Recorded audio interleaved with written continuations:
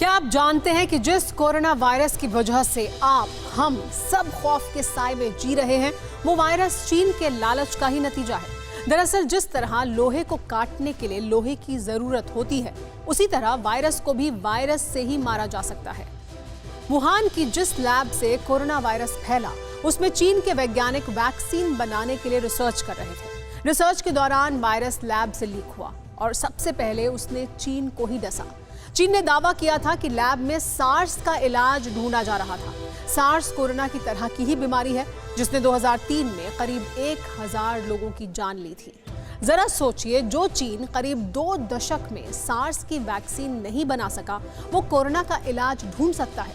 मान भी लिया जाए कि चीन कोरोना की वैक्सीन बना लेता है, तो भी दुनिया क्या चीन के दावे पर भरोसा करेगी? सवाल यह है कि चीन फिर कोरोना के नाम पर वैक्सीन पेटेंट कराने के लिए इतना उतावला क्यों है? ये रिपोर्ट देखिए।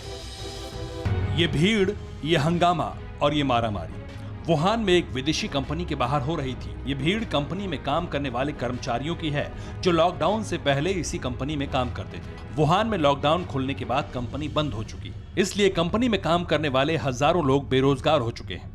इतना ही नहीं, कोरोना मुक्ति का दावा करने वाला चीन किस हालात में पहुंच चुका है, इसे भी जानिए। इपोच टाइम्स के मुताबिक 2020 की पहली तिमाही में चीन में 4,60,000 कंपनियां बंद हो चुकी हैं। इनमें 57% कंपनियां 3 साल पहले ही शुरू हुई थी। 26,000 विदेशी कंपनियों ने लाइसेंस खत्म करने के लिए अप्लाई किया है। वुहान समेत हुबेई की सड़कों पर नजर आती भीड़ उन लोगों की है जो काम न मिलने की वजह से शहर छोड़ रहे हैं। चीन की कमाई का सबसे बड़ा जरिया एक्सपोर्ट है। कोरोना की वजह से सबसे बड़ी चोट इसी उद्योग पर लगी है। चीन में 6 करोड़ लोग एक्सपोर्ट इंडस्ट्री से जुड़े हैं। अगर चीन का एक्सपोर्ट 30% भी कम होता है, तो 1 करोड़ 80 लाख लोग बेरोजगार हो जाएंगे।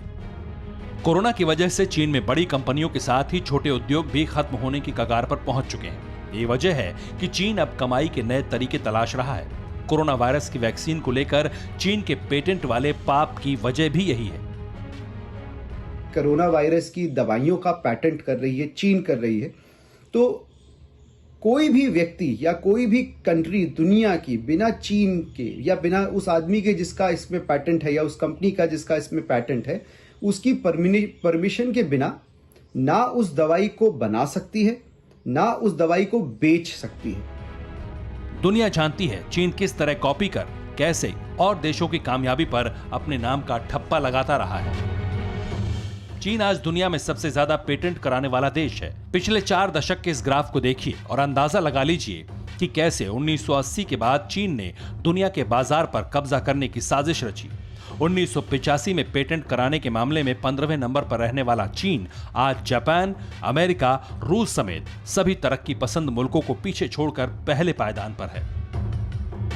चीन ने भले ही अपनी चालबाजियों और नकल करने की महारत से दुनिया भर में मेड इन चाइना का जाल फैलाया हो, लेकिन दुनिया चीन में बनी चीजों को हिकारत भरी नजरों से देखती रही है। कोरोना काल निपटने के बाद चीन के खिलाफ ये नफरत और बढ़नी तय मानी जा रही है।